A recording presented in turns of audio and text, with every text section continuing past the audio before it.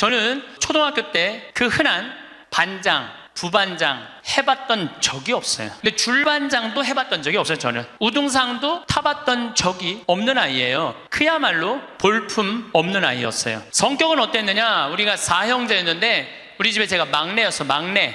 막내니까 성격이 까칠했어요. 나 하고 싶은 대로 다 했어요. 형들도 누나도 다 봐주고, 아버지 어머니 좀 달랐지만은 내가 그 밥 먹다가 신경질이 나면은 숟가락 밥그릇 던지는 건 예사도 아니었어요. 그냥 던졌어. 그냥 그렇게 아주 까칠했어요, 제가. 예. 그런데 중학교 1학년 때 세례를 받으면서 나는 내 인생에 어마어마한 거울을 만난 거예요. 어떤 거울을 만났느냐면 예수 그리스도라는 거울을 만난 거예요. 예수 그리스도라는 거울을 비춰보니까 내가 남에 대한 배려도 할 줄 모르고 사랑도 할 줄 모르고 이해심도 없고 이기적이고 지랄 맞고 아주 볼품이 없는 인간이었어요. 그러면서 자꾸 나 자신을 들여다보기 시작했어요. 정말로 부끄럽더라고요. 더욱이 예수님은 그 어린 나이에 중학교 1학년 때 예수님이 십자가에 못 박혀 나를 위해서 돌아가셨다는 게 얼마나 나한테 감동적이었는지 몰라요. 감동적이지 않아요, 여러분들? 남도 아니고 나를 사랑하기 때문에 저 고통을 겪으신 예수님, 그런데 도대체 나는 뭐하고 살았느냐? 나 하고 싶은 대로 신경질 부리는 대로 다 부리고 집안 식구한테 땡깡 필 거 다 피고 남 함부로 판단하고 정말로 나 자신이 볼품이 없더라고요. 그래서 저는 저를 계속 들여다보기 시작했죠. 예수 그리스도라는 거울에. 그러면서 저는 15살에 사제가 되기로 결심을 해요.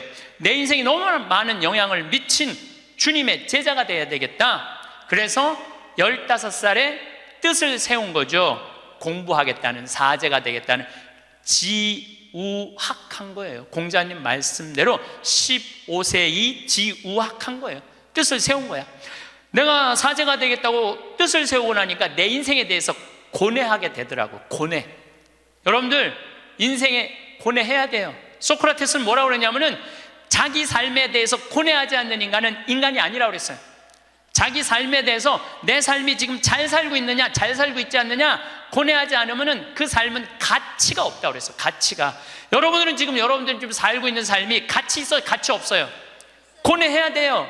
내가 정말 가치 있는 삶을 살고 있는가? 제가 30에 31입이라고 그래요. 30에 신부가 됐어. 이제 뜻을 신부가 됐으니 얼마나 좋아. 그런데 내 인생에 가장 많은 실수를 저지른 게 30이에요. 30대 때 나는 내 강의 때 핸드폰이 울리면 가만히 놔두질 않았어요. 미사할 때 핸드폰 울리잖아요. 이 거룩한 시간에 무식하게 핸드폰도 안 꺼놓고 분심 들게 한다고. 한 번은 이렇게 거양 성체를 하는데 핸드폰이 울리더라고요. 딱 내려놓고 내가 뭘 했겠어요? 일주일에 한 번 거룩하게 기도 한번 해보겠다는데 그놈의 핸드폰을 안 꺼놓느냐고. 무식하게 남들 정신 산란하게. 근데 미사가 끝났는데 자매 하나가 와서 신부님 죄송하다는 거예요. 뭐가 죄송하냐니까 우리 남편 핸드폰이라는 거예요. 그래서 남편 핸드폰이면 남편이 와야지 왜 당신이 오느냐? 남편이 손이 없냐, 발이 없냐, 입이 없냐? 그랬더니 이 자매 하는 말이 신부님 우리 남편은 청각장애자라는 거예요. 따라서 말도 못하는 거예요. 항상 진동으로 해놓는데 풀린 거야. 풀리고 난 다음에 자기도 모르고 아내도 몰랐던 거야. 너무 죄송하다고 신부님 미사 때 분심 들게 해서. 내가 그날 이후부터 지금까지 내 강의 때 핸드폰 울려도 한 번도 신경질을 부린 적이 없어요. 한 번도. 근데 30대 때는 그랬어요. 그리고 내가 지금 50이 돼 보니까 네 바지에서 울리는지 내 바지에서 울리는지도 모르겠더라고. 한 번은 춘천 수무숲 성당이라는 곳에 강의를 갔는데 막 강의를 시작하는데 핸드폰이 막 울리더라고요. 그래서 내가 얘기했죠. 나는 내 강의 때 핸드폰 울려도 한 번도 신경질을 부린 적이 없다고. 그런데도 계속 울리는 거예요. 기분이 싸해. 보니까 내 바지에서 울리는 거. 내 바지에서. 근데 만약에 내가 무식하게 핸드폰도 안 꺼놓고 강의하는데 남들 방해준다고 그러는데 내 바지에서 울렸잖아요. 그러면 나는 강의 못하고 그냥 가야 돼요. 그런데 30대 때는 보이는 대로 지적했어요. 교우들 잘못하면은 바로 그 자리에서 혼냈어요. 교우들 참 성청할 때도 여러분들 성체는 왼손이 올라와갖고 오른손으로 영해야 돼요. 그렇죠? 근데 어떤 교우들은 오른손으로 올려갖고 왼손으로 영하는 교우들이 있어요. 그럼 이 잘못된 거죠. 왜냐하면 이 오른손이 거룩한 손이니까 오른손으로 영해야지. 근데 손이 바뀌면은 지적해주지도 않아. 그냥 손바닥을 내리치는 거예요. 똑바로 하라고. 짝 소리가 나잖아요. 그럼 뒤에 성체 영화로 나오는 교우들이 내가 굉장히 무서웠으니까 보면 어떻게 하고 나오느냐면 막 이러면서 나와요. 마지막에 와서 틀려 또 보면은. 예, 예. 30대 때는 정말 그랬어요. 30대 때는. 근데 40대 때는 생각을 해보니까 주부들이 손목 관절염 있는 주부들이 있어. 그러니까 이게 안 돌아가는 거야. 안 돌아. 그러니까 반대로 하는 거예요. 근데 30대 때는 그런 걸 몰랐어요. 그냥 원칙대로 하는 거, 원칙대로. 그러니까 손바닥을 내리치고 그 짓을 했죠. 참, 나는 30대 내 인생을 지워버리고 싶어. 그래서 40이 되면서는 뭐 이제는 왼손으로 올리든 오른손으로 올리든 상관하지 않아. 왼손으로 올리면 왼손에 영해드리고 오른손으로 영해드려. 근데 어떤 경우들은 헷갈리니까 그냥 이렇게 나오는 경우들도 있어. 그럼 내가 어떻게 하는 줄 알아? 그냥 정가운데다 영해드려. 정가운데다. 예, 정가운데다. 30대 때는 주교님 욕도 가장 많이 한 게 내 30대 주교님 욕도. 뭐 왜 성당을 분가를 하냐, 교회 정신에 어긋났다 막. 그리고 30대에 내가 처음 본당 신부로 갔는데 교우가 4,000명이에요. 4,000명.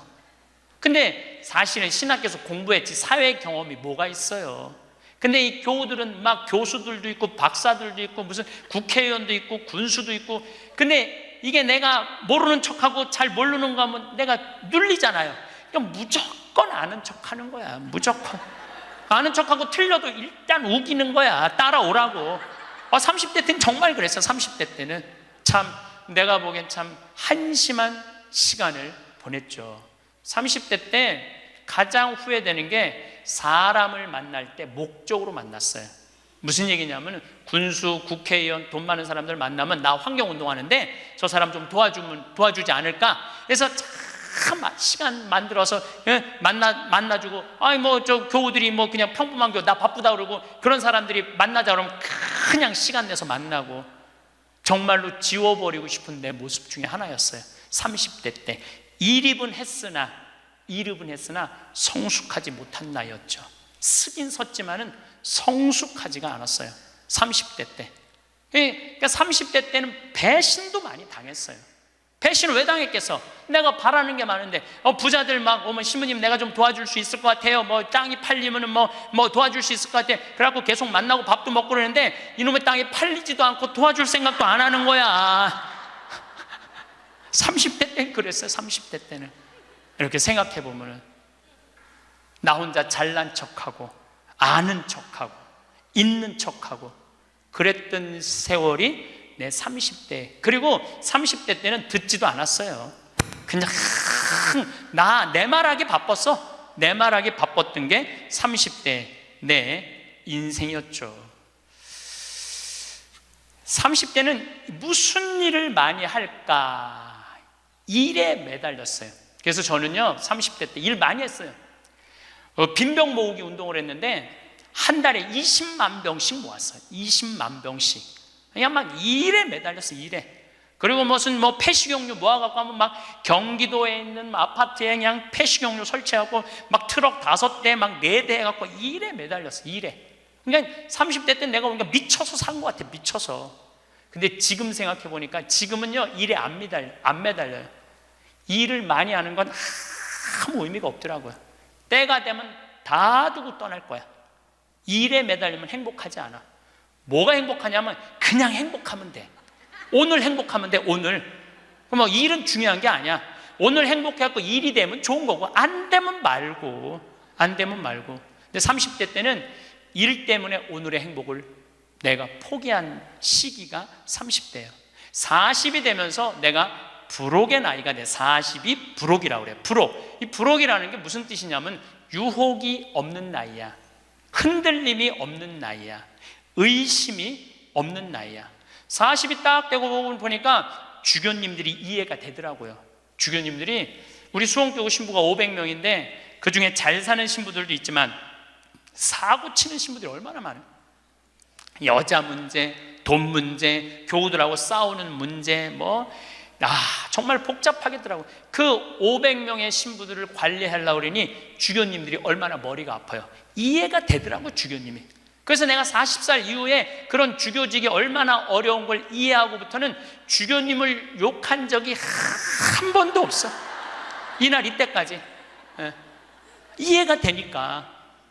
그리고 유혹이라는 게 뭐예요? 불혹이라는 게 뭐예요? 신앙에서도 별로 유혹받을 게 없어.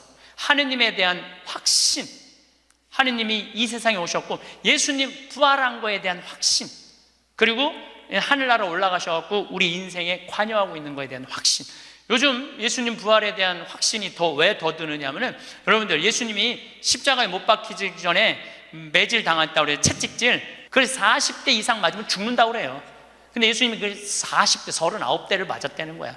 그리고 십자가에 매달렸을 때 손바닥에 못 안 박아요. 손목에 박지. 그리고 그 숨 쉬고 이러는 게 너무너무 힘들어갖고 숨이 막혀 죽는 거거든요. 근데 3일 만에 부활했잖아요. 3일 만에 부활을 했다고 3일 있다가 이제 계속 마리아 막달레나한테도 나타나고 베드로하고 요한한테도 나타나고 막 그러잖아요. 내가 보기에는 그 정도 맞았으면 3일 후에 부활하고 난 다음에 1년은 누워 있어야 돼. 그렇지 않아요? 1년은 내가 보기엔 어딜 돌아다녀. 근데 막 갈릴레아도 갔다가 막 여기도 갔다가 무슨 엠마오도 막 그러잖아요. 확실히 우리가 생각하는 거와 다른 모습으로 부활하신 거예요. 우리가 생각하는 거 완전히 다른 모습으로 부활하셔서 제자들한테 11번 나타나시거든요. 그러니까 나는 그런 미혹되는 게 없는 나이가 40이 돼서 참 좋더라고요. 40이 돼서 너무 좋았던 것 중에 하나가 돈에 대한 유혹이 없는 거야. 30대 때는 돈 많은 사람만 만나고 막 그랬는데 이제는 40이 되면서부터 다 소용없더라고. 보니까 돈 많은 사람 폰만 썼지 안 도와줘요. 진짜 소중한 분들은 누구냐면 바로 여기 계신 여러분들. 정말로 우리 생태마을에 후원하는 분들이 10,000명이거든요. 그분들 3,000원, 5,000원이야. 근데 그분들이 20년 동안 나를 후원해줬는데 100억이 넘더라고. 그 후원도. 그분들이 나한테는 보물이라는 생각이 40대 들어서 생각이 나는 거야. 그러니까 지금은 부자가 오든 가난한 사람이 오든 폼을 쓰는 사람이 오든 폼을 안 쓰는 사람이 오든 아무 상관이 없어. 불혹이죠. 유혹받지 않는 거예요. 의심 가는 것도 없고 유혹받지 않는 거. 그러니까 마음 안에 미운 사람이 없으니까 뭐가 있냐면 평화가 있더라고. 평화. 근데 문제는 미운 놈은 하나도 없는데 마음에 안 드는 놈들은 너무 많아. 소크라테스는 뭐라고 그랬죠? 너 자신을 알라고 그랬죠? 덴마크에 그 유명한, 갑자기 이름이 생각이 안 나는데 동화 작가가 벌거숭이 임금 안데르슨. 똑똑하시네. 덴마크에 안데르슨이라는 동화 작가가 있는데 벌거벗은 임금님 얘기를 해요. 벌거벗은 임금님. 이 임금님은 평상시에 뭐를 좋아하셨느냐면 옷을 입고 자랑하는 걸 참 좋아하셨어. 옷을 입고. 근데 그 사기꾼 둘이서 임금님을 찾아가요. 임금님, 내가 기가 막힌 턴을 짤 줄 안다고. 기가 막힌 천을. 근데 이 천은 바보 눈에는 안 보인다고. 바보 눈에는 안 보인다고. 그래갖고 그럼 한번 짜봐라. 그래갖고 이제 돈을 받았어요. 근데 이제 이 사기꾼이 이제 배틀에다가 옷을 짜는데 임금이 가보니까 안 보여. 근데 분명히 뭐라고 그랬어? 바보 눈에는 안 보인다. 막 짜면서 임금님이 천이 멋있지 않느냐고. 그러니까 임금이 뭐라고 그래? 멋있다고. 멋있다고. 신하들을 데리고 와갖고 신하들도 보여주라고. 이제 신하들이 와서 보니까 임금님이 멋있다고 그러니까 바보 눈에는 안 보인다니까 신하들도 뭐라고 그래? 멋있다고 그래. 그래서 이제 한 일주일이 지나고 나서 임금님 옷 다 됐다고 입어보라고. 그럼 뭐가 보여야지 입지. 손 드시라고 그러니까 손 딱 들고 지금 들어갔다고. 잘 어울린다. 이쪽 손 드느라고. 이걸 또 멋있다고 퍼레이드를 하시라고. 그래갖고 임금님이 벌거벗고 퍼레이드를 하네. 온 국민들이 야, 우리 임금님 멋있다고. 왜? 바보 눈에는 안 보이니까. 근데 한 꼬마가 임금님 빨개 벗었네? 그렇게 얘기를 한 거예요. 그러면은 자기도 빨개 벗은 거 알아. 신하들도 빨개 벗은 거 알아. 그런데 놀라운 거는 그 퍼레이드를 멈춰야 되는데, 여러분들 거기까지만 들었죠? 그 다음 얘기가 기가 막혀요. 끝까지 빨개 벗고 퍼레이드를 했다는 거예요. 누구 말을 무시한 거야? 그 꼬마 말을 무시한 거예요. 우리는요, 내 자신이 빨개 벗고 있는데 나 자신이 누군지 모르고 살아가는 사람들 너무 많아요. 나 자신이 누군지 모르는 사람, 자신의 단점이 뭔지 모르고, 자기의 추한 모습이 뭔지 모르고 살아가는 사람 많아요. 반대로 뒤집어서 어떤 것도 있느냐 하면, 뒤집어서 어떤 게 있느냐 하면은 내 안에 들어있는 보물을 발견하지 못하고 살아가는 사람도 많아요. 여러분들 안에는 보물이 꽉 차 있어요. 여러분들 안에는. 그런데 나 같은 게 뭐, 나는 지극히 평범한 인간이고 능력 없는 인간인데, 그리고 묻어버리고 그냥 죽어버리는 사람들도 많다는 거예요. 그래서 우리 인간은 인생을 살아가는데 아주 중요한 작업 중에 하나가 자기 자신을 아는 일이에요. 내가 가장 무서운 말 중에 하나가 그거예요. 딱 보면 알아. 뭘 딱 보면 알아요. 여러분들 딱 보면 알았어? 우리가 얼마나 잘못 판단하고 사는지 몰라요. 예수님은 뭐라고 그러셨어요? 예수님은 이렇게 말씀하십니다. 마태복음 7장에 보면 남의 눈에 있는 티끌끈을 생각하지 말고 네 눈에 있는 들보 꺼내라고. 누구를 들여다보라는 거야? 자신을 들여다보라는 거예요. 그래서 내 자신이 누구냐, 이거 꼭 물어보셔야 돼요. 내 자신이 누구냐. Who am I? 내가 정말로 영어 오래간만에 한번 쓰는데 Who am I? 나는 누구이냐. 저는 천주교 신부예요. 그렇잖아요. 난 천주교 신부예요. 천주교 신부고, 과연 내가 교우들한테 뭐를 전해주는 사람이냐? 하늘나라의 기쁜 소식, 군 뉴스를 전해주는 사람이에요. 그러니까 나는 어떻게 살아야 돼? 내가 하늘나라의 복음, 기쁨을 알아. 그러니까 나를 통해서 교우들은 뭐를 느껴야 돼? 기쁨을 느껴야 돼. 근데 내가 맨날 인상 쓰고 나는 너무 사는 게 힘들어, 사는 게 지겨워 죽겠어, 이놈의 사제복 너무 무거워, 이러면 여러분들 나를 보고 기쁨을 느끼겠어요? 못 느끼죠.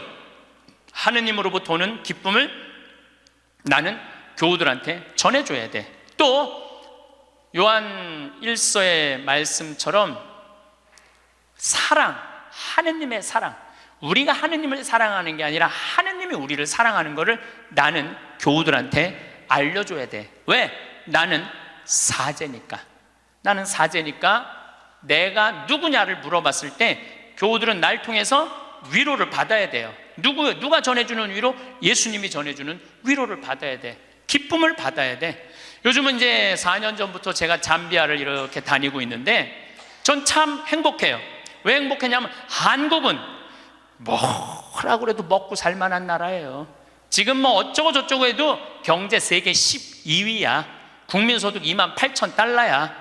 여러분들 지금 옷 입고 있는 거 보면은 다 기가 막힌 거 입고 앉아 있어요 지금. 네. 한국은 문제 없어요. 근데 잠비아를 다녀보니까 대부분 다 맨발로 다녀요. 대부분 다 맨발로 다녀. 그런데 이번에 잠비아를 갔을 때 그 병원을 운영하는 마들렌이라는 수녀님이 나한테 면담을 청하더라고요. 신부님이 지금 잠비아에 농업대학, 신학교 이런 거 짓는 거 좋습니다. 그런데 잠비아에는 어떤 아이들이 많으냐면 에이즈 걸린 아이들이 많다는 거예요. 수녀님이 눈물을 흘리면서 집 져주면 안 되겠느냐고, 30명 정도 되는 아이들 머무를 수 있는 집을 줘달라는 거예요. 근데 제가 한 대 머리를 맞았어요. 왜냐하면 나는 어마어마한 큰 도시의 큰 대학 건물을 생각했지 집을 줘준다는 생각은 하나도 안 했어요. 저는 혼자서 정말로 예수님한테 죄송했어요. 그리고 그 수녀님의 눈물을 보면서 가슴이 참 아팠어요. 그래서 수녀님한테 약속했어요. 내가 저 주겠다고. 내가 또 마음이 약해요. 그래갖고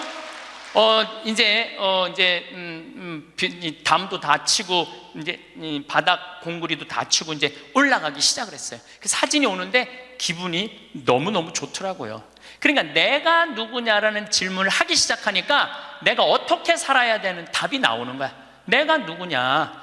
작년에도 내가 요맘때 여러분들한테 이런 말씀을 드렸어요. 간호대학 짓는데 30명만 나를 1,000만 원씩 도와주면은 내가 간호대학을 짓겠다고. 근데 놀랍게도 3달 만에 30명이 돈을 보내줬어요. 1,000만 원씩. 근데 그 할머니들 중에 신부님 내가 평생 모은 돈입니다. 신부님 내가 자판에서 신발 팔은 돈입니다. 내가 이렇게 모은 돈입니다. 신부님 나도 인생을 살면서 한 번은 좋은 일을 하고 싶습니다. 성당 신축금도 1,000만 원 해봤던 적이 없어요. 저는 많이 해봐야 50만 원 100만 원인데 신부님이 잠비아에 간호대학 짓는다니까 할게요. 그래갖고 정말로 30명이 해갖고 간호대학 다 져놨어요.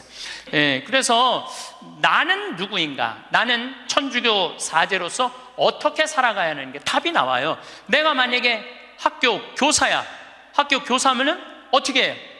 나는 아이들한테 뭘 가르쳐줘야 돼? 인생을 살아가는 방법을 가르쳐야 돼. 어떻게 살아야지 참답게 사는 방법을 가르쳐야 돼. 내가 누구냐라는 질문을 하면 이 세상에서 나 자신을 끌어안아 줄 수 있는 유일한 사람은 누구죠? 나예요. 여러분들 인생 살면서 몸 아프고 힘들었잖아요. 애 낳을 때도 얼마나 힘들었어요. 애 낳을 때 남편이 알아요? 자식이 알아요? 누구만 알아? 나만 알아. 몸이 너무 아플 때 내 아픈 거하고 똑같이 남편이 내 마음에 맞춰서 돌봐주기 쉽지 않아요. 그러니까 누가 나한테 잘해줘야 돼? 내가 나한테 잘해줘야 돼. 내가 빛이 나야지 남도 나를 좋아하는 거예요. 내가 구질구질하면은 남이 나를 좋아할 것 같아요? 안 좋아할 것 같아요? 네, 그래서 저는 이렇게 강의 올 때 오늘 같은 경우 1,500명도 넘는 이것도 명동 대성당에 강의할 때 꼭 올라오기 전에 거울을 봐요. 머리는 잘 정리됐는지.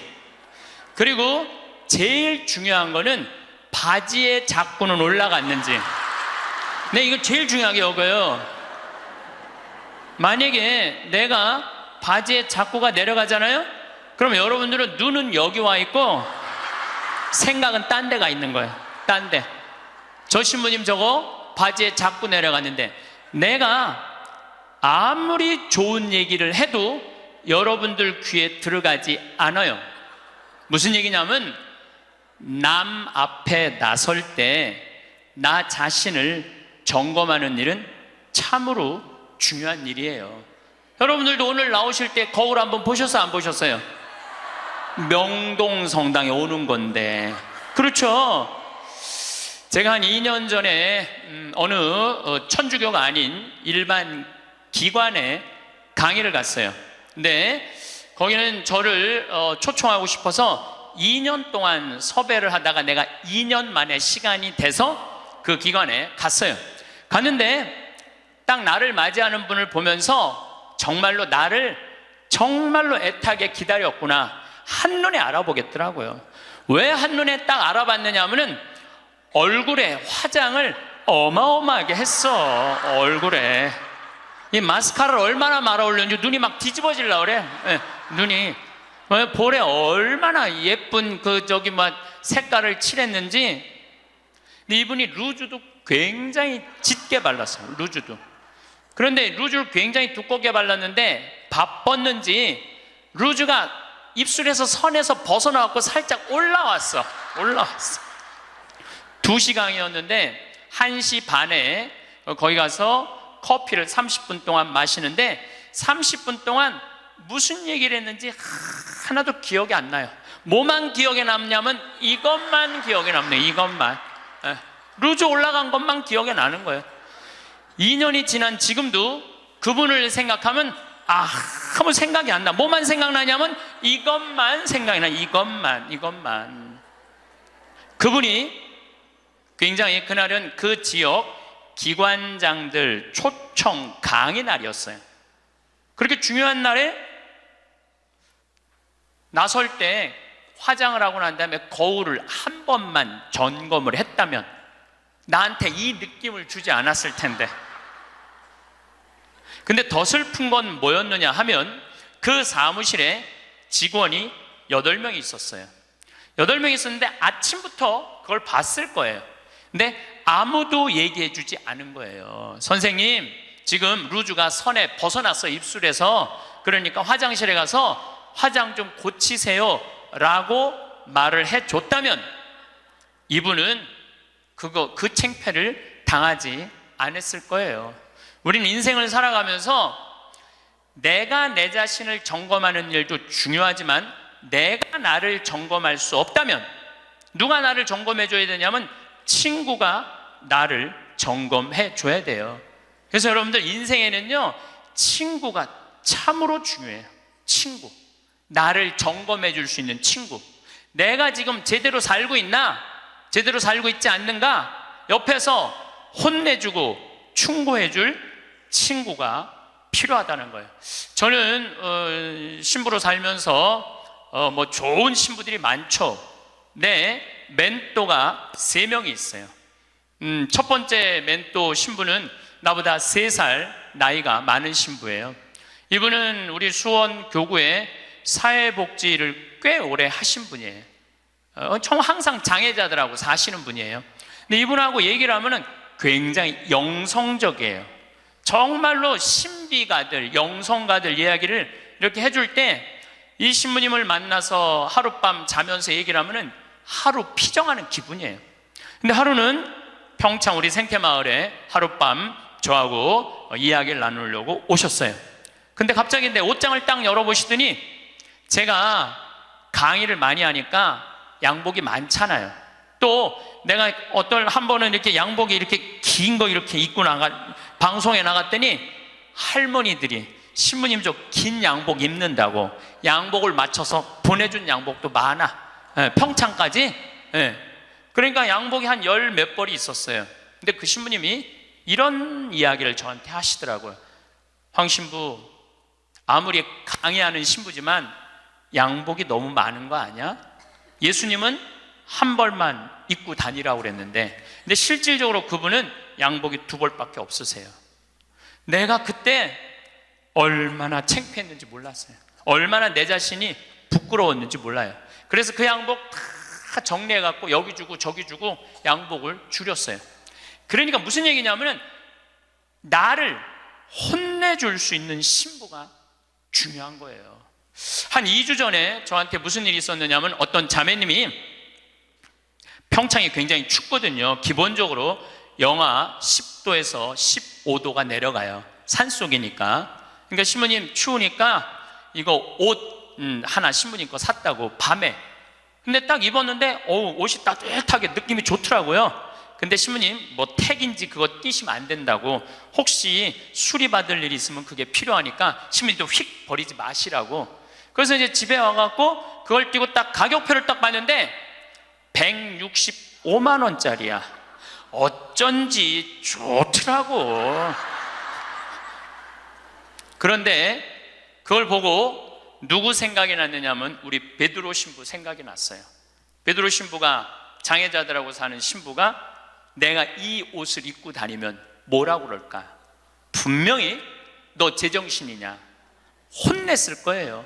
또 내가 이렇게 우리 교우들 뭐 여러분들을 무시하는 게 아니라 여러분들 뭐 입어봐야 20, 30만 원짜리 옷 입고 있잖아요.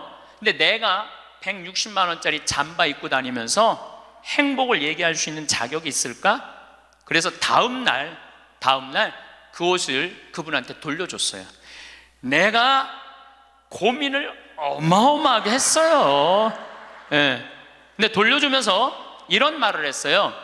내 영혼을 죽이려면은 이런 옷을 자꾸 갖다 줘라. 근데 정말로 나를 사랑한다면 나는 10만 원, 20만 원짜리면 족하다. 왜 그렇게 비싼 옷을 나한테 선물을 하느냐. 근데 아마 나에게 그 베드로 신부가 없었으면 눈 감고 입고 다녔을지도 몰라요. 나를 혼내줄 수 있는 신부, 그게 멘토라는 거예요. 두 번째 신부는 굉장히 철학적인 신부예요. 이 신부님은 나보다 4살인가 나는 사실은 나이 많은 거 별로 안 따져요. 뭐 120년 동안 살면서 뭐 3살, 4살 그거 따져. 네가 형이냐 내가 동생이냐. 근데 4살 정도 많은 형인데 이 형은 굉장히 철학적인 신부님이에요. 굉장히 철학적인 신부예요. 그래서 이렇게 대화를 해보면은 하룻밤을 이렇게 지내면서 대화를 하면은 너무너무 철학적으로 나한테 도움을 많이 줘요. 내 멘토 신부죠. 또 한 신부는 나보다 7살 많은 형인데 이 신부님은 아무 생각이 없는 신부예요. 아무 생각이 없는 신부예요. 근데 이 신부님은 아침부터 저녁까지 같이 있어도 지겹지 않아요. 아침부터 저녁까지 같이 있으면 너무 재밌어요. 그리고 이 신부님은 내가 이렇게 밥을 먹고 이렇게 있다 보면 이게 김이 묻어요. 이 신부님은요 떼어줘요. 여기 있는 김 떼어줘요. 여러분들도 본당 신부님하고 이렇게 자매님들하고 밥 먹는데 먹다 김 딱 묻잖아요. 근데 그거 떼어주기 쉽지 않아요. 또 본당 신부님 앞에 김 묻은지도 모르고 하하하하 거리고 그냥 막 웃어도 끝까지 안 떼어줘요. 근데 그분은 내 입술에 김이 묻으면 떼어줘요. 얼마 전에는 이렇게 코를 풀었는데 내가 코딱지가 이렇게 묻었나 봐. 코딱지가 묻었는데 진짜로 황신부 코딱지 묻었네 그리고 떼어주더라고요. 그 형님은 나한테 한 형은 영성적인 멘토, 한 형은 철학적인 멘토, 한 형은 그냥 삶의 멘토예요. 이 신부님이 아무 생각이 없다고 그래서 아무 생각 없이 사신 신부님 아니에요. 새벽 4시에 일어나고 성서 쓰시고 5시만 되면은 할머니들 미사 일찍 오는 할머니들 마중한다고 묵주기도 1시간 동안 성당 마당에서 하는 신부님이에요. 사랑이 굉장히 많은 신부님이죠. 그 외에도 우리 동기 중에 선비 같은 신부님도 있고 베드로 부건이 신부님도 있고 정말 내 주위에 좋은 신부들이 많아요. 여러분들은 인생을 사는데 멘토가 몇 명이나 있어요? 때로는 한 명도 없는 경우 많아요. 내 삶의 문제를 이야기 나눌 수 있는, 허심탄회하게 나눠놓고 이야기할 수 있는 사람이 한 명이 없을 수 있어요. 만약에 여러분들이 한 명도 없다면 여러분들은 실패한 인생을 살 수밖에 없다는 거예요. 그래서 여러분들 오늘 이후부터 멘토를 적어도 3명은 정하세요. 난 오늘부터 황창현 신부님을 내 멘토로 삼을 거야. 그건 안 돼요. 왜 안 되냐면 멘토는 내 삶에서 내 삶을 내 밥그릇 숟가락이 몇 개 있는지 아는 사람이 멘토가 돼야지 멘토가 될 수 있어요. 또 언제든지 만날 수 있는 사람. 그래서 여러분들 주위에 잘 사는 사람들이 있어요. 분명히 괜찮은 사람들이 있어요. 그 사람한테 찾아가고 나 당신 내 멘토로 삼고 싶다, 나를 좀 도와줘라. 그러면은요 그렇게 얘기하면 사람은요 책임감을 느끼고 존재의식을 가진대요. 그래서 도와준대요. 그러니까 오늘부터 여러분들 적어도 3명은 찾아가세요. 그래서 나를 고쳐줄 수 있는 사람, 나를 혼내줄 수 있는 사람을 꼭 만드셔야지 인생을 실패하지 않아요.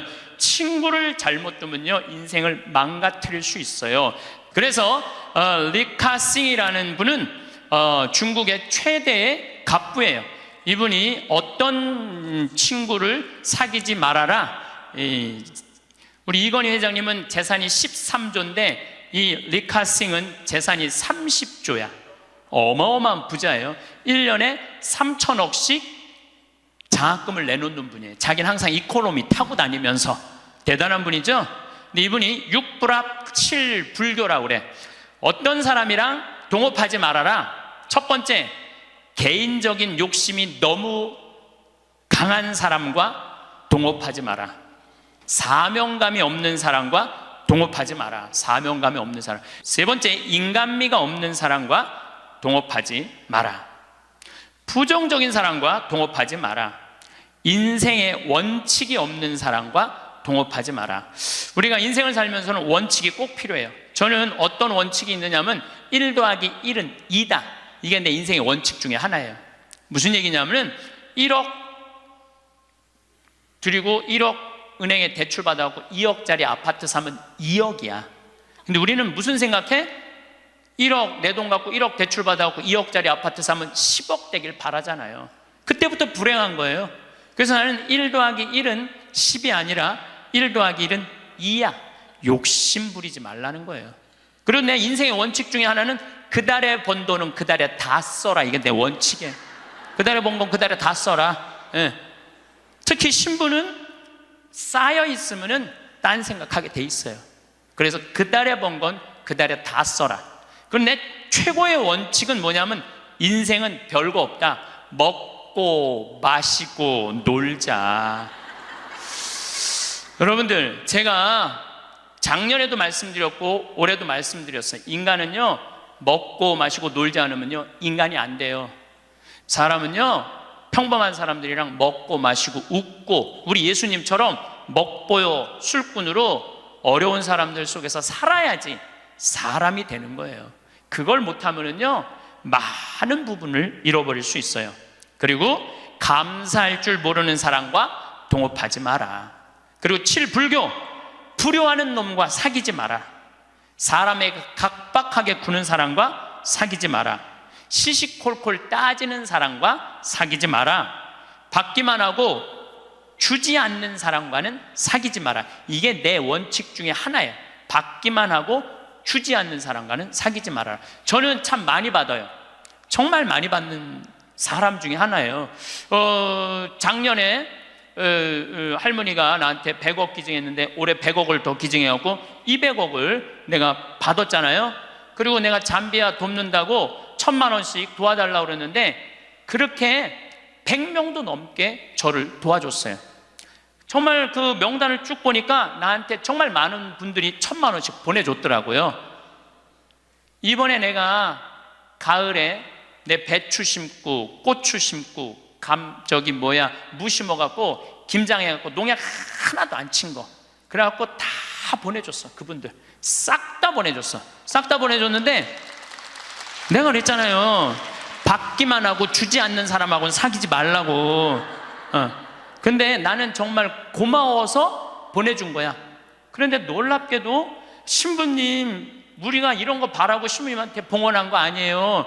이거 받고 그냥 있을 수가 없어요. 그래갖고 또 돈을 그분들 중에 보내준 게 2천만 원이 또 넘어. 신기하죠. 나는 정말로 좋은 마음으로 해. 맛있는 김장 보내주고 싶어서 보내줬는데 그게 또 고맙고 감사한가 봐. 인생은 그렇게 즐거운 거죠. 아부를 잘하는 사람과는 사귀지 마라. 권력자 앞에 원칙 없이 구는 자와 사귀지 마라. 동정심이 없는 사람과는 사귀지 마라. 그러니까 우리가 여러분들 친구를 잘 사귀어야 돼. 친구를 잘못 사귀면은 인생을 망가뜨릴 수밖에 없어요. 나는 과연 내가 내 모습을 볼 수 없다면 내 모습을 볼 수 있는 사람, 나는 누구를 지금 선정하고 살아가고 있는가? 누구를 내 멘토로 정하고 살아가고 있는가? 깊이 반성해야 돼. 여러분들, 솔로몬 임금님이, 하느님이 내가 너한테 영화를 주랴, 명예를 주랴, 돈을 주랴. 그러니까 솔로몬이 뭘 달라고 그래요? 아니에요. 지혜가 아니라 원문을 보면 듣는 마음이에요. 지도자는요, 듣는 마음이 있어야 돼요. 누구한테? 우리들 이 말하는 그 정말로 전문가들 이야기를 듣는 마음을 가지고 있으면 제대로 된 지도자가. 근데 누구한테 들어야 돼? 제대로 된 사람한테 들어야죠. 이런 친구 여러분들 꼭 가지셔야 돼. 그러면은 여러분들 인생을 실패하지 않을 수 있습니다. 이 인생은 만나는 사람에 의해 뒤흔들리기도 하고 단단해지기도 합니다. 아침에 눈을 뜨고 저녁에 잠들 때까지 우리는 수많은 관계 속에서 살아갑니다. 가족과 친구, 이웃과 지인들, 그 관계의 질이 곧 삶의 질을 결정합니다. 행복한 하루를 보냈다면 그것은 좋은 사람들과 함께했기 때문이고, 마음이 지치고 피곤하다면 어쩌면 나를 소모시키는 관계 때문일 수 있습니다. 많은 분들이 좋은 사람을 만나려고 애씁니다. 그것도 물론 중요합니다. 하지만 더 중요한 것은 나를 해치는 사람을 알아보고 거리를 두는 일입니다. 좋은 사람을 찾는 것보다 나를 소모시키는 사람을 피하는 것이 더 빠른 성장입니다. 경계를 세우는 것은 이기적인 행동이 아닙니다. 그것은 나를 지키기 위한 최소한의 지혜입니다. 무너진 마음으로는 누구도 제대로 사랑할 수 없고 지친 영혼으로는 누구에게도 온전한 관심을 줄 수 없습니다. 나를 지키는 것이 결국 주변 사람들을 제대로 대하는 첫걸음입니다. 옛사람들은 이미 오래전에 함께 지내면 해가 되는 사람의 공통점을 7가지로 정리했습니다. 이것을 칠불교라고 합니다. 이 기준은 상대를 판단하려는 것이 아니라 나를 지키기 위한 최소한의 경계입니다. 도덕적으로 누군가를 평가하거나 낙인 찍으려는 의도가 아닙니다. 다만 관계의 건강성을 지키기 위한 하나의 지침이자 마음의 안전을 위한 기준입니다. 첫 번째는 가까운 사람에게 불효하는 사람입니다. 가족에게도 성실하지 않은 사람은 남에게도 성실하기 어렵습니다. 자기 부모에게 막말을 하면서 타인에게만 예의 바른 사람이 있습니다. 겉으로는 친절하고 따뜻해 보이지만 정작 가장 가까운 사람에게는 차갑습니다. 이런 모습은 그 사람의 본질을 보여줍니다. 가족은 가장 안전한 관계이기에 사람들은 그 안에서 본래의 모습을 드러냅니다. 그곳에서조차 따뜻함을 잃은 사람은 언젠가 여러분에게도 같은 모습을 보일 가능성이 큽니다. 물론 가족 관계가 복잡한 경우도 있고 각자의 사정이 있을 수 있습니다. 하지만 기본적인 존중마저 없다면 그것은 주의해야 할 신호입니다. 가장 가까운 곳에서의 태도가 결국 그 사람의 진짜 모습입니다. 두 번째는 사람에게 각박한 사람입니다. 기본적인 인정과 배려가 부족한 사람은 언젠가 여러분의 마음도 다치게 합니다. 조금만 상황이 어려워져도 남 탓부터 하는 사람이 있습니다. 자신의 불편함이나 실수는 항상 다른 사람 때문이라고 생각합니다. 날씨가 더우면 날씨 탓, 길이 막히면 운전자 탓, 일이 잘 안 풀리면 주변 사람 탓입니다. 이런 사람은 결국 여러분도 탓하게 됩니다. 처음에는 함께 누군가를 탓하는 것처럼 보이지만 시간이 지나면 여러분이 그 대상이 됩니다. 각박함은 전염됩니다. 그 사람 곁에 있다 보면 여러분도 모르게 세상을 각박하게 바라보게 되고 사람들에게 냉정해집니다. 마음의 온도가 내려가는 것을 느낄 때는 이미 늦은 경우가 많습니다. 작은 실수에도 화를 내고 사소한 일에도 불평하는 습관이 여러분에게도 옮겨옵니다. 세 번째는 시시콜콜 따지는 사람입니다. 작은 것 하나까지 계산하며 관계를 금액처럼 다루는 사람이 있습니다. 자신이 1,000원을 더 냈다고 며칠을 말하는 사람, 누가 얼마나 더 도움을 받았는지 일일이 기억하는 사람입니다. 관계를 원장처럼 관리하는 것입니다. 물론 공정함은 중요합니다. 일방적으로 손해만 보는 관계는 건강하지 않습니다. 하지만 사소한 것까지 모두 계산하고 따지면 관계는 금방 차갑게 식습니다. 이런 사람과 함께 있으면 늘 긴장하게 됩니다. 무엇을 하든 나중에 따질까 봐 조심스럽고 편하게 주고받을 수가 없습니다. 관계는 정확한 거래가 아닙니다. 때로는 내가 조금 더 주고 때로는 상대가 더 주면서 자연스럽게 균형을 맞춰가는 것입니다. 그 자연스러움이 사라지면 관계는 의무가 되고 만남은 부담이 됩니다. 진정한 관계는 계산기가 아니라 마음으로 이루어집니다. 네 번째는 받기만 하고 주지 않는 사람입니다. 주고받음의 균형이 무너지면 관계는 의무가 되고 부담이 됩니다. 도움을 받을 때는 신이 나서 찾아오지만 막상 도와줄 차례가 되면 자취를 감추는 사람이 있습니다. 언제나 무언가를 요청하지만 정작 여러분이 힘들 때는 보이지 않습니다. 처음에는 그 사람이 힘든가 보다 생각하고 이해하려 합니다. 한 번, 두 번은 괜찮습니다. 하지만 그것이 반복되면 문제가 됩니다. 일방적으로 주기만 하는 관계는 결국 여러분을 지치게 만듭니다. 마음이 아니라 의무감으로 만나게 되고 만날 때마다 무거워집니다. 관계는 상호적이어야 합니다. 한쪽만 주고 한쪽만 받는 관계는 오래갈 수 없습니다. 그것은 관계가 아니라 착취입니다. 진정한 관계는 서로가 서로를 돌보는 것입니다. 다섯 번째는 아부를 잘하는 사람입니다. 겸손과 아부는 다릅니다. 목적을 위해서라면 무엇이든 말할 수 있는 사람이 있습니다. 앞에서는 달콤한 말로 여러분을 치켜세우지만 뒤에서는 험담을 서슴지 않습니다. 이런 사람은 상황에 따라 말이 바뀝니다. 여러분이 힘이 있을 때는 극진히 대하지만 상황이 바뀌면 태도도 바뀝니다. 진심이 없는 칭찬은 공허합니다. 처음에는 기분이 좋을 수 있지만 시간이 지나면 그 공허함이 느껴집니다. 그 사람의 말에는 무게가 없습니다. 마치 바람에 흔들리는 갈대처럼 어디로든 쉽게 휘어집니다. 진짜 문제는 이런 사람은 여러분이 힘들 때 떠난다는 것입니다. 여러분에게서 얻을 것이 없어지면 관계도 끝납니다. 그리고 다른 사람 앞에서 여러분을 험담하기 시작합니다. 한때 최고라고 치켜세우던 그 입으로 말입니다. 진실한 관계는 상황이 바뀌어도 변하지 않습니다. 6번째는 권력 앞에서 원칙 없이 구는 사람입니다. 힘이 있는 사람 앞에서는 약하고 약한 사람 앞에서는 강한 사람이 있습니다. 이런 사람은 상대의 위치에 따라 태도가 극명하게 달라집니다. 자신보다 높은 사람에게는 한없이 낮아지고 자신보다 낮다고 생각하는 사람에게는 함부로 대합니다. 이것은 그 사람에게 일관된 원칙이 없다는 뜻입니다. 옳고 그름이 아니라 이해관계로 판단합니다. 결국 자신의 이익을 위해서라면 여러분도 쉽게 버릴 수 있습니다. 지금 여러분을 잘 대해주는 것은 여러분이 필요하기 때문입니다. 그 필요가 사라지면 태도도 사라집니다. 이런 사람 곁에 있으면 늘 불안합니다. 언제 태도가 바뀔지 모르고 언제 버려질지 모르기 때문입니다. 안정적인 관계를 맺을 수가 없습니다. 믿음이 없는 관계는 모래 위에 세운 집과 같습니다. 7번째는 동정심이 없는 사람입니다. 남의 고통에 무감각한 사람은 갈등 상황에서 잔혹해집니다. 타인의 슬픔 앞에서 비웃는 사람이 있습니다. 누군가 힘들어하는 모습을 보면서 재미있어 하거나 불행을 대수롭지 않게 여기는 사람입니다. 이것은 단순히 무심한 것이 아니라 공감 능력의 부재를 의미합니다. 공감은 관계의 기초입니다. 상대의 감정을 이해하고 함께 느낄 수 있어야 진정한 관계가 만들어집니다. 동정심이 없는 사람은 여러분이 힘들 때도 마찬가지입니다. 여러분의 아픔을 이해하지 못하고 때로는 그것을 약점으로 여깁니다.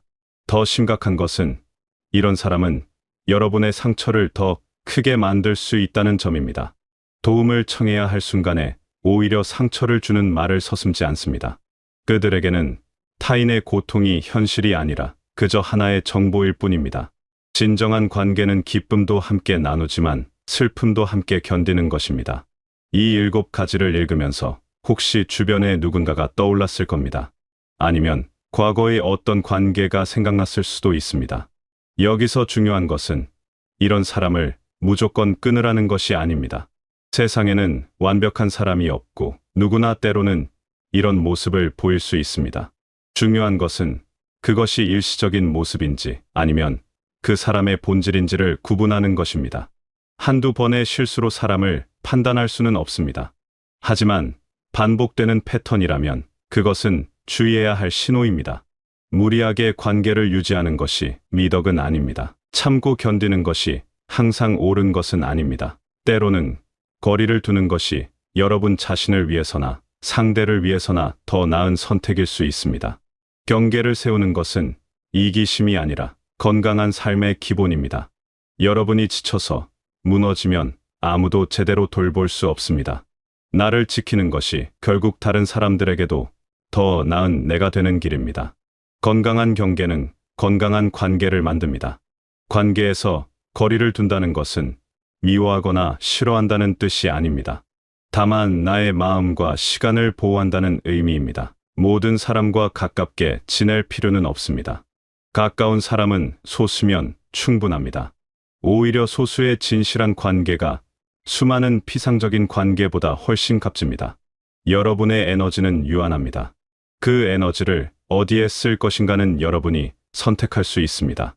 나를 소모시키는 관계에 쓸 것인가 아니면 나를 성장시키는 관계에 쓸 것인가. 그 선택은 전적으로 여러분의 몫입니다. 좋은 사람은 여러분을 성장시킵니다. 그들과 함께 있으면 마음이 편안하고 대화 후에 에너지가 생깁니다. 힘든 이야기를 해도 위로받고 기쁜 일을 나누면 함께 기뻐해 줍니다. 그들은 여러분의 성공을 진심으로 축하하고 실패했을 때는 진심으로 걱정해 줍니다. 이런 사람들과의 관계는 여러분을 더 나은 사람으로 만듭니다. 반대로 나쁜 관계는 여러분의 시간을 갉아먹습니다. 만나고 나면 기운이 빠지고 대화 후에는 후회가 남습니다. 그들과 함께 있으면 스스로가 초라해지고 세상이 각박하게 느껴집니다. 이런 관계는 여러분에게서 무언가를 빼앗아갑니다. 거리를 두는 것에는 기술이 필요합니다. 갑자기 연락을 끊거나 관계를 단절할 필요는 없습니다. 다만 만남의 빈도를 조절하고 깊이를 조절하면 됩니다. 친하게 지내는 사람에서 아는 사람으로, 자주 만나는 사람에서 가끔 만나는 사람으로 천천히 거리를 넓히면 됩니다. 모든 이야기를 나누지 않아도 됩니다. 중요한 이야기는 다른 사람과 나누고 가벼운 이야기만 나누면 됩니다. 이것은 거짓이 아니라 자기 보호입니다. 여러분의 내밀한 이야기는 그것을 소중히 다룰 사람에게만 해야 합니다. 마음을 열 사람과 그렇지 않은 사람을 구분하는 것은 지혜입니다. 관계를 정리한다는 것은 때로 외로울 수 있습니다. 사람이 줄어드는 것처럼 느껴질 수 있습니다. 하지만 그것은 일시적입니다.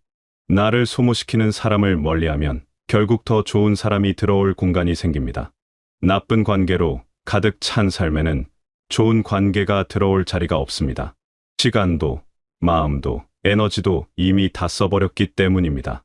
비워야 채울 수 있습니다. 관계도 마찬가지입니다. 좋지 않은 관계를 정리하는 것은 더 좋은 관계를 위한 준비입니다.